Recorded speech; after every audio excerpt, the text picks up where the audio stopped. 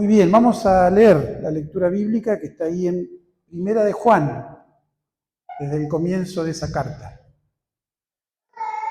Lo que ha sido desde el principio, lo que hemos oído, lo que hemos visto con nuestros propios ojos, lo que hemos contemplado, lo que hemos tocado con las manos, esto les anunciamos respecto al Verbo que da vida. Esta vida se manifestó, nosotros la hemos visto, damos testimonio de ella y les anunciamos a ustedes la vida eterna que estaba con el Padre y que se nos ha manifestado. Les anunciamos lo que hemos visto y oído para que también ustedes tengan comunión con nosotros. Nuestra comunión es con el Padre y con su Hijo Jesucristo. Les escribimos estas cosas para que nuestra alegría sea completa. Este es el mensaje que hemos oído de Él y que anunciamos. Dios es luz y en Él no hay ninguna oscuridad. Si afirmamos que tenemos comunión con Él, pero vivimos en la oscuridad, mentimos y no ponemos en práctica la verdad. Pero si vivimos en la luz, así como Él está en la luz, tenemos comunión unos con otros y la sangre de su Hijo Jesucristo nos limpia de todo pecado. Si afirmamos que no tenemos pecado, nos engañamos a nosotros mismos y la verdad no está en nosotros. Pero si confesamos nuestros pecados, Dios, que es fiel y justo, nos perdonará y nos limpiará de toda maldad. Si afirmamos que no hemos pecado, lo hacemos pasar por mentiroso y su palabra no está en nosotros. Capítulo 2 de Juan. Mis queridos hijos, escribo estas cosas para que no pequen, pero si alguno peca, tenemos ante el Padre un intercesor, a Jesucristo, el justo. Él es el sacrificio por el perdón de nuestros pecados, y no solo los nuestros, sino los de todo el mundo. Muy bien. Empezamos hoy a leer juntos esta carta de Juan, la primera carta. Ya hemos leído la segunda y la tercera, que son muy breves. Ahora vamos a leer esta, la primera carta de Juan. Una carta que comienza de una manera sin... El que la escribe no se presenta, algunos dudaban que era una carta, pero que se atribuye a Juan, el mismo que escribió el Evangelio de Juan, ¿no? Juan el evangelista o el anciano, ¿sí? Porque son muy parecidas en el lenguaje, en los temas, en el estilo. Y Juan escribe a un grupo de iglesias del Asia Menor de aquel tiempo, lo que hoy sería Turquía, ¿sí? Probablemente iglesias que se reunían en casas, por lo que nos leemos en la segunda y en la tercera carta que ya hemos estudiado juntos. Y es interesante que, ¿se acuerdan los que han leído el Evangelio de Juan? En 20:31 Juan dice para qué escribió el Evangelio. Las señales que hizo Jesús, Él las cuenta para que crean y tengan vida, ¿sí? O sea, el Evangelio de Juan tiene un propósito evangelístico, de que la gente, al ver las señales de Jesús, crea y tenga vida. Ahora, las cartas de Juan tienen un propósito de dar seguridad a los que ya creyeron. Si vos buscás ahí en Primera de Juan 5:13, y buscá en tu Biblia si lo tenés ahí, vas a leer: les escribo estas cosas a ustedes que creen en el nombre del Hijo de Dios. ¿Para qué? Para que sepan que tienen vida eterna. Entonces el propósito de esta carta es dar a la iglesia seguridad. ¿Tenemos al Hijo? Tenemos vida. Estamos seguros. Ahora, ¿por qué esto? ¿Por qué esta necesidad de dar certidumbre a la iglesia? Yo le voy a pedir a 3 de ustedes que busquen, ahí en la carta de Juan siempre, a ver, un voluntario que busque 2:26. Bien, Verónica. Otro que busque 4:1. Bien, Abel. Y otro que busque 2:18 y 19. 2:18 y 19. Bien. Bueno, entonces, escuchen bien fuerte, Verónica, 2:26.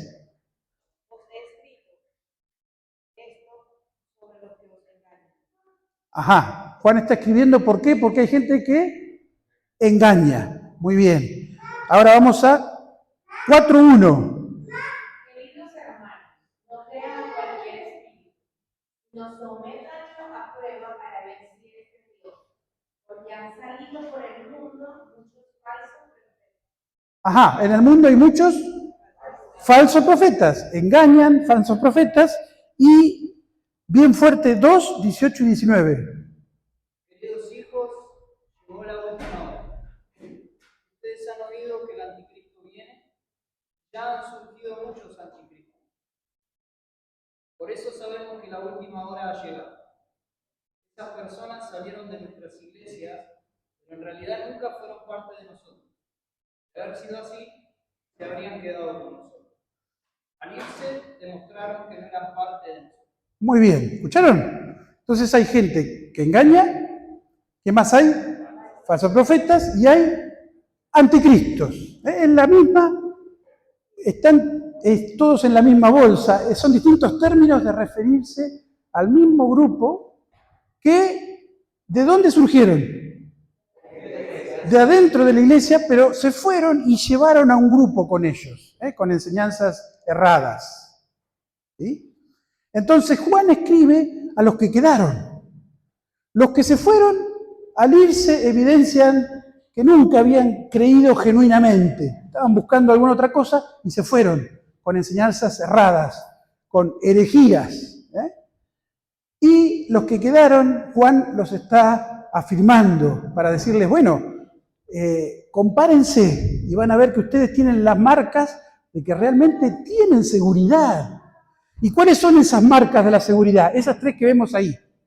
En toda la carta, Juan enfatiza en estas tres cosas. La verdad, la evidencia de la creencia, de la cristología. O sea, ustedes creen que Jesús es Cristo, es el Dios que se hizo carne y habitó entre ustedes, murió por sus pecados. ¿Creen en eso? Bien, esa fe te la dio Dios. Han nacido de nuevo, porque si no, no podrían creer. Y después está la evidencia social. Ustedes se aman unos a otros. Bueno, el único que puede hacer que nos amemos es Dios, porque Dios es amor. El que no ama no ha conocido a Dios. Y después está la evidencia o la marca moral. Bueno, ustedes obedecen sus mandamientos. Porque, ¿qué pasaba? Y acá nos metemos en un tema, a ver si lo agarramos como para entender toda la carta después. Estos herejes eran los gnósticos. Complicado explicar esto, ¿no? Pero, ¿ustedes han escuchado esa palabra agnóstico? ¿Qué es un agnóstico? Están ahí. El ateo dice no hay Dios, pero el agnóstico dice, y yo no tengo conocimiento como para saber si hay o no hay. Así que me abstengo. No soy ateo, pero tampoco creo.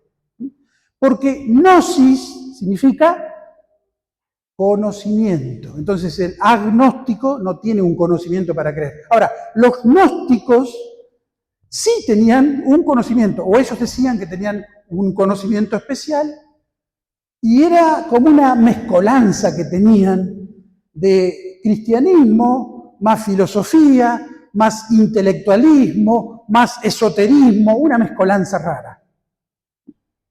Entonces, ellos tenían varios errores. Eran, por ejemplo, dualistas. ¿Qué son los dualistas? Los que dicen, la materia es mala, el espíritu es bueno. ¿Se acuerdan los que habrán leído a Platón en la escuela secundaria? Platón no era ningún jugador de Boca, de San Lorenzo, era un filósofo griego. Él decía que estamos como, el alma está prisionera del cuerpo, que es como una cárcel. ¿Se acuerdan? O sea, todo lo que es material es malo. Entonces estos gnósticos dualistas, en cuanto a Jesús, eran docetistas, otra palabra complicada, que viene del verbo dokein, que significa parecer. ¿Qué decían ellos? Que Jesús Cuando se bautizó, ahí vino el Cristo sobre él. Pero antes de morir, el Cristo lo abandonó y murió el Jesús hombre. ¿Sí? Entonces, que Cristo no se había hecho carne, que parecía un hombre pero no lo era. Eso decían los docetistas. Complicado, ¿no? Entonces negaban que Jesús, que Dios, se había encarnado. Pero un versículo más quiero que ustedes busquen para sacarnos del todo esta idea. Lucas 24, 36 al 39. Lucas 24, 36 al 39. ¿Lo tienen? Ahí Jesús ya resucitó, se aparece a sus discípulos y les dice, paz a ustedes. Ellos estaban aterrorizados, creían que estaban viendo a un espíritu. Entonces, ¿qué les dice Jesús? ¿Por qué se asustan? ¿Por qué tienen dudas? Miren mis manos marcadas con los clavos. Miren mis pies. Soy yo. Tóquenme y vean. Un espíritu no tiene carne ni huesos, como ven que yo tengo. Entonces, el cristianismo, el evangelio, es una creencia, una religión, entre comillas, material. Nosotros creemos en la materia no es mala. Cuando nosotros resucitemos, vamos a tener un cuerpo nuevo, como tiene Jesús, pero no nos va a doler nada, no vamos a tener reuma, no nos vamos a enfermar. No, pero como este cristianismo era material, estos gnósticos no podían con su filosofía y decían, no, Jesucristo vino en agua, pero no en sangre. O sea, cuando se bautizó, ahí vino Cristo, en una paloma. Pero en sangre no murió ese Cristo. Dios no puede morir, porque Dios es espíritu, no materia. Y Juan les va a decir después en el capítulo 5, ya vamos a llegar, un texto difícil, dice, Jesús vino en agua y en sangre. Hay 3 testigos, el agua, el sangre y el espíritu que nos testifica de que Jesús, el Jesús histórico, es el Cristo eterno, el Dios que habitó entre nosotros. ¿Está bien? ¿Vamos bien hasta ahí? Si no se durmieron con esto, ya no se duermen más. Difícil de entender, pero, hermanos, hay todavía cosas raras así que aparecen en las iglesias todavía. Por ahí esto es muy metafísico, muy rebuscado, pero estas 3 pruebas siempre nos van a ayudar para probarnos a nosotros mismos y a otros dónde está la verdad.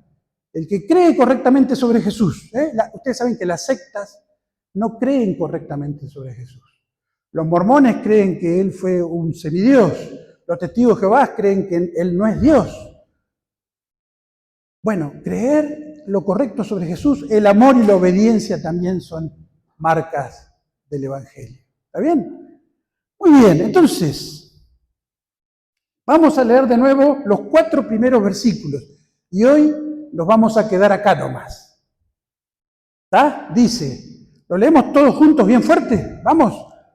Lo que ha sido desde el principio, lo que hemos oído, lo que hemos visto con nuestros propios ojos, lo que hemos contemplado, lo que hemos tocado con las manos, esto les anunciamos respecto al Verbo que da vida.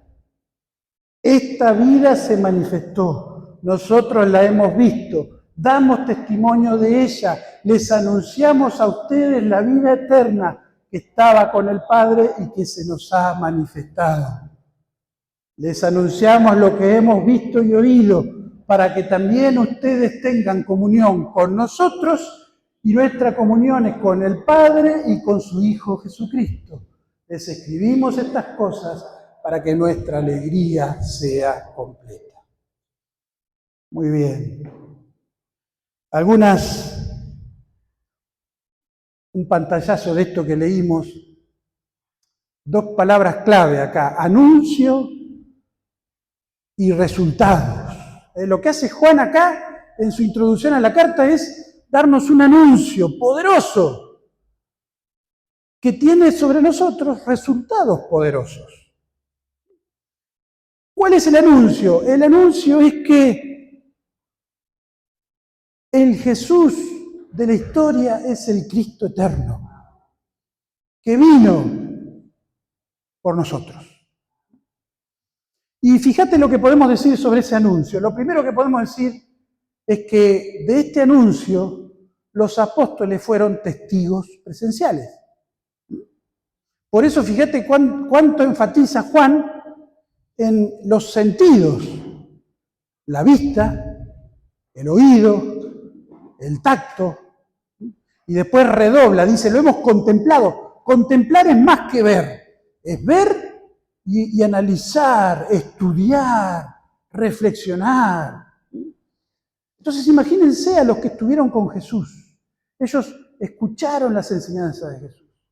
Nadie habló en la historia como Jesús, con la autoridad que tenía. Él tenía palabras de vida eterna.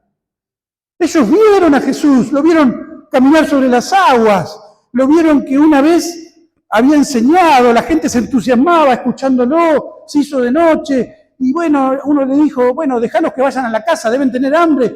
Y Jesús dijo, no, pero busquen por acá. Y un muchachito trajo unos pancitos, unos pescaditos, y Jesús dio gracias y lo multiplicó, y milagrosamente comieron 10.000 personas, porque dice 5.000 hombres, más mujeres, más niños. Y 2 veces lo hizo. Y vieron cuando Jesús resucitó a un cadáver que tenía 3 días de muerto.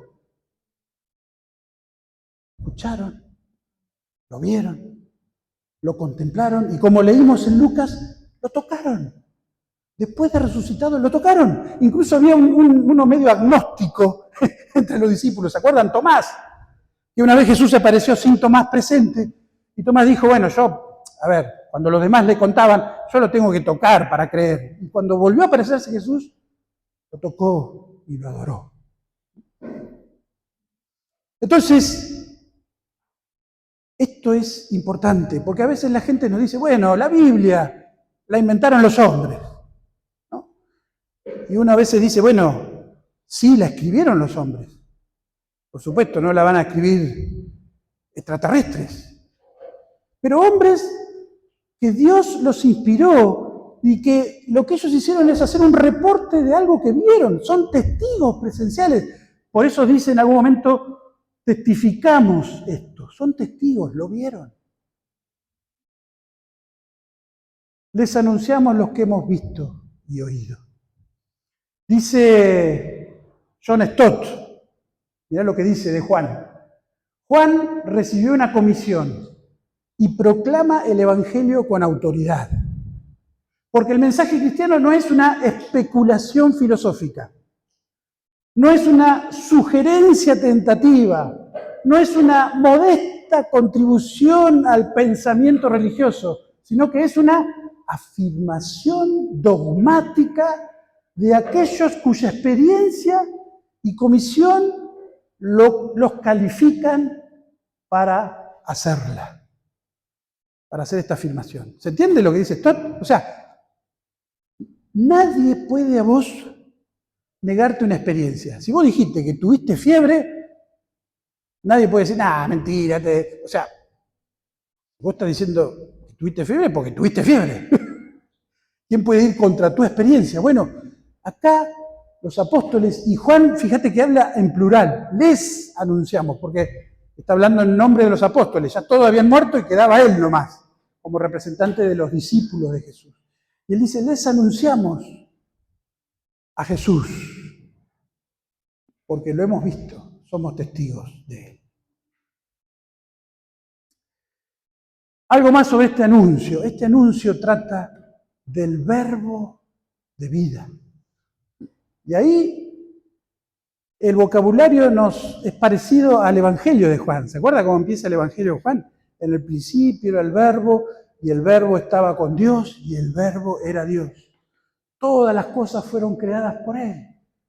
Entonces, está hablando de ese Verbo, que es la vida, porque Él creó a todo, y la vida se manifestó. ¿Sí? Esto, dice Juan en esta carta, les anunciamos desde el principio. Acá probablemente no está hablando del principio de Génesis, sino que lo que está diciendo es, estos gnósticos vienen con ideas raras, quieren mejorar el Evangelio con la filosofía, con nuevas experiencias. A ver, el Evangelio es sencillo. Es lo que Jesús dijo desde el principio, que empezó a captar pescadores, gente como seguidores. Eso es el Evangelio, lo que Jesús hizo entre nosotros. Y acá también hay una aplicación para nosotros como iglesia hoy. Siempre van a venir grupos con cosas novedosas. Hoy a la mañana en el desayuno hablábamos de los mormones. Los mormones nacieron con cosas novedosas. Hace poquito. ¿Cuánto? 300 años, menos. 200. Un tal José Smith, que se llamó profeta a sí mismo, y metió otro libro paralelo a la Biblia, ¿no? El libro del Mormón, que supuestamente relata que en América Jesús se apareció a unos indios y ahí dejó un nuevo libro sagrado, ¿no? Entonces, novedades, cosas novedosas. Siempre la gente quiere algo nuevo. Es como que el que no entendió el Evangelio se aburre del Evangelio. Siempre me habla de la cruz, del pesebre, de lo que Cristo hizo. El que entendió el Evangelio lo abraza y dice, como dice un himno antiguo que decía, oh, contádmelas otra vez a esas buenas noticias, ¿no? Hay un himno que dice, contámelo todos los días, porque es maravilloso, que Dios se metió en la historia, que se hizo como nosotros, un bebé indefenso, humilde, creció, vivió una vida perfecta, hizo el bien a todos y fue a la cruz, nació para morir por tus pecados y por los míos. No hay historia que supere eso.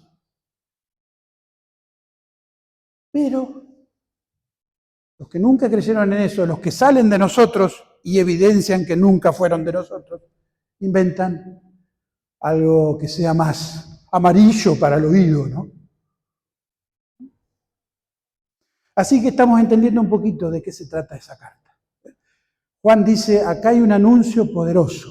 Y ese anuncio trae resultados para nosotros. El primer resultado es que nos trae vida. Dice, esa vida se manifestó. La vida eterna estaba con el Padre y se nos ha manifestado. Jesús es la vida. Jesús es el verbo, el logos. Cuando el judío escuchaba esto, Jesús, el verbo, el logos, la palabra, ¿qué pensaba? Pensaba en Génesis, ¿no? ¿Cómo creó Dios las cosas? Dijo Dios, sea la luz, y era la luz.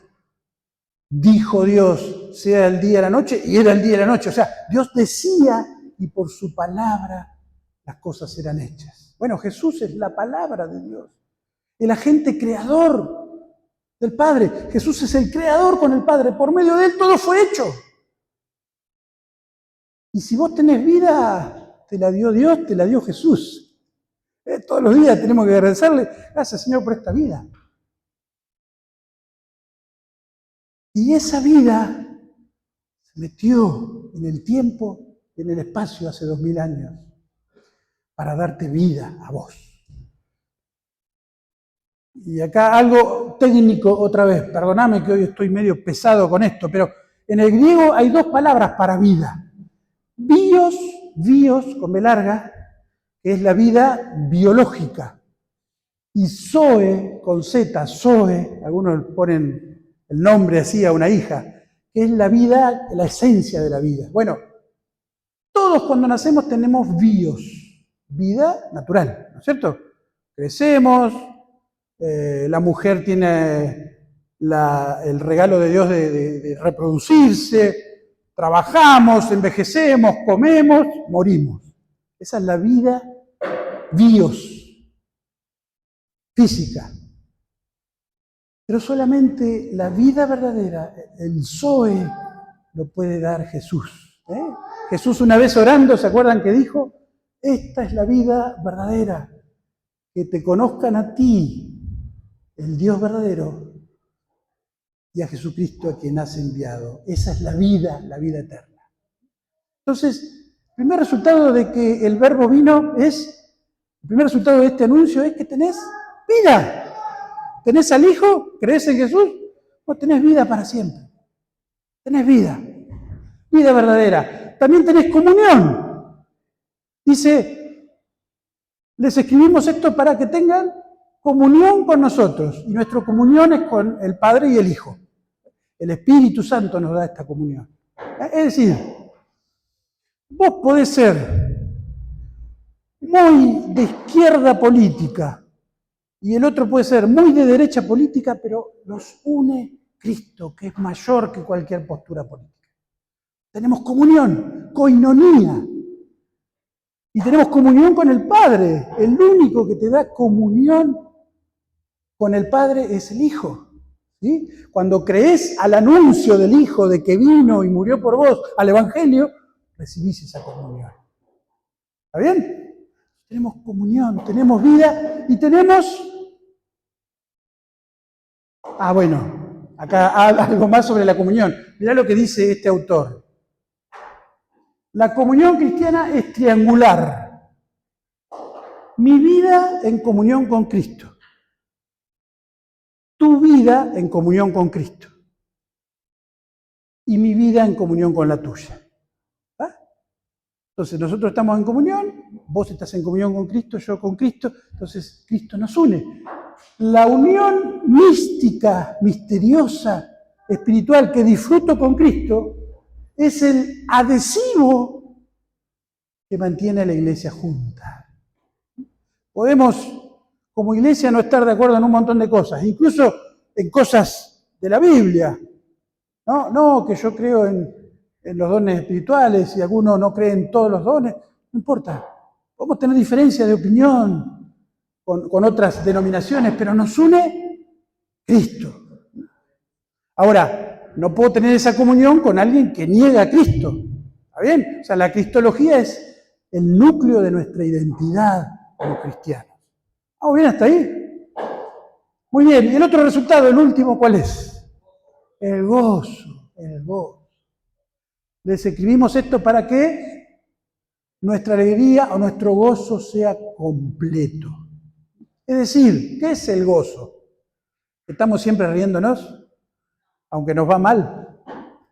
No, el gozo, anoche hablábamos del gozo. El gozo es como una paz que podemos tener aún en medio de conflictos y problemas. Porque es el gozo de Dios en nosotros. Es el gozo de la salvación. Es el gozo de saber que Dios se ocupa de todo lo que nos sucede. Si se ocupó de nuestra eternidad, ¿cómo no se va a ocupar de nuestra temporalidad? Entonces, el gozo nos lo da este anuncio del Evangelio de Cristo. Amén. Así introdujo Juan esta carta, hablando del Evangelio, del anuncio de que el Eterno vino por vos y diciendo que ahora podés tener vida en Él, ahora podés tener comunión con Dios, con los demás que creen en Él, y podés tener gozo, plenitud de vida. La plenitud es Jesús. El domingo que viene seguimos con esta carta. Yo te animo a que la leas en tu casa, que la rumies, se dice así, que la escuches por ahí por audio en alguna Biblia de YouTube. La primera carta de Juan, porque te va a dar certeza, seguridad. Para eso Dios hizo que Juan la escriba. Amén.